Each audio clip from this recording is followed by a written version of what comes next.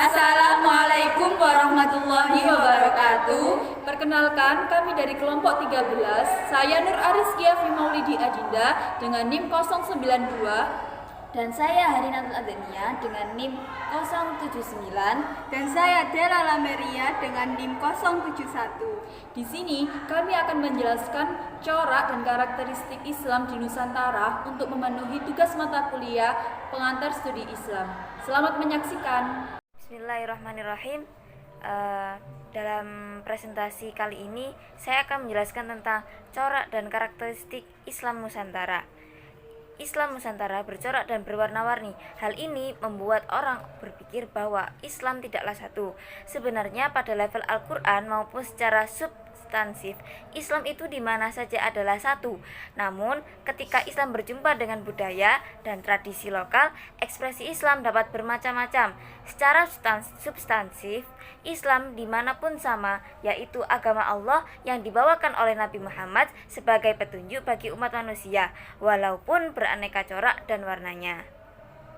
Corak dan karakteristik Islam Nusantara itu dibagi menjadi 3, yakni yang pertama, corak dan karakteristik awal Islam Nusantara.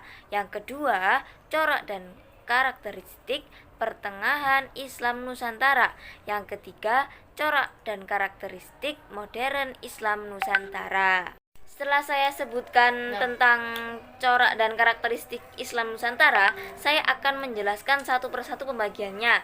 Yang pertama, corak dan karakteristik awal Islam Nusantara. 1. Adaptif dan tasawuf. Menurut teori A.H. Jones, para sufi berhasil mengislamkan banyak penduduk di Kepulauan Melayu sampai Indonesia semenjak abad 13.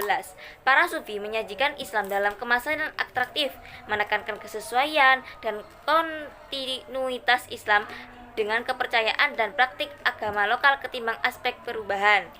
Yang kedua, adesi bukan konversi. Adesi yakni perubahan keyakinan pada Islam tanpa meninggalkan kepercayaan dan praktik keagamaan yang lama. Sedangkan konversi mengisyaratkan perubahan yang total dan ketertundukan yang penuh Islam dengan menyingkirkan anasir-anasir lokal. Nomor 3, tentang periodenya Wali Songo. Nah, pada masa ini di tanah Jawa Islam mengalami kesuksesan, yakni pada abad ke-15 dengan kedatangan rombongan muslim dari Jampa, yakni Raden Rahmat atau biasa kita sebut dengan Sunan Ampel, yang memiliki bibi yang diperisti oleh atau dinikahi oleh Raja Majapahit. Selanjutnya, Islam itu mengalami kemajuan atau mengalami kesuksesan dengan memanfaatkan jaringan kekeluargaan, kekuasaan, kepiawaian. Mereka pun bisa merebut simpati dari masyarakat. Yang keempat, sistensis mistis, yakni proses di mana Islam ini itu memiliki keterbatasan, tapi bukan secara Arabiasi, akan tetapi mempunyai kesuksesan. Gerakan dakwah para wali songo pun menghasilkan fenomena keislaman yang unik dan khas yang bisa disebut dengan relief sebagai sintesis mistik. Corak dan warna pertengahan Islam Nusantara. Neosufisme. Dalam perkembangan selanjutnya, mulai abad ke-17 Masehi, muncul fenomena pembaruan yang bisa dipahami semacam upaya permunian terhadap sintesis mistik ini. Gejala ini berupa ortodoksi keislaman dalam bentuk neosufisme yang dipengaruhi telah hadis, pengaruh ilmu syariat dalam hal ini, fikih yang merupakan bentuk lain dari sintesis baru antara tasawuf dan syariat yang telah didamaikan oleh Imam Al-Ghazali dalam kitab Ihya Ulumuddin. Setelah sebelumnya dua aspek ini atau tasawuf dan syariat terjadi pertentangan dan pertarungan, misalnya dalam Al-Hajj dan Suhrawardi Al-Maktul, dua tokoh ini sufi yang dihukum mati oleh para ulama fikih dengan tuduhan melanggar syariat. Polarisasi putihan versus abangan. Fenomena neosufistik ini berlangsung berabad-abad sehingga nantinya muncul polarisasi dua aliran dalam masyarakat yang dikenal sebagai putihan dan abangan. Yang pertama, ingin terus melakukan perubahan dari yang bertahap hingga yang radikal dan sering disebut kalangan santri. Sedangkan kedua tetap ingin menengahkan kontinuitas dengan lokalitas dan bersikap longgar dalam bersyariah.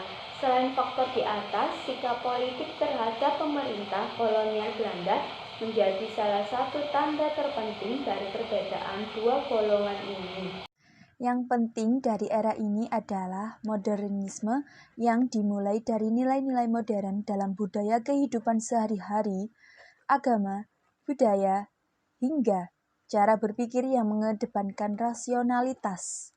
Pengaruh lain dari zaman ini adalah politik etis, hibah, edukasi, dan transmigrasi ditandai dengan perubahan-perubahan dan perbaikan, khususnya edukasi dengan perbandingan priyayi baru dari pribumi dengan dibukanya sekolah-sekolah di Hindia Belanda dan pengiriman siswa-siswa pribumi ke Belanda.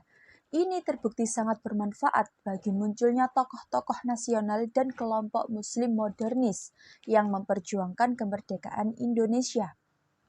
Berdirinya organisasi-organisasi, lembaga pendidikan, media pers yang membangkitkan kebangsaan dan persatuan Indonesia yang bercita-cita kemerdekaan Indonesia terwujud dalam Sumpah Pemuda 28 Oktober 1928 yang dapat disebut Hari Anti-Diskriminasi yang mencari satu tanah air, satu bangsa, satu bahasa Indonesia.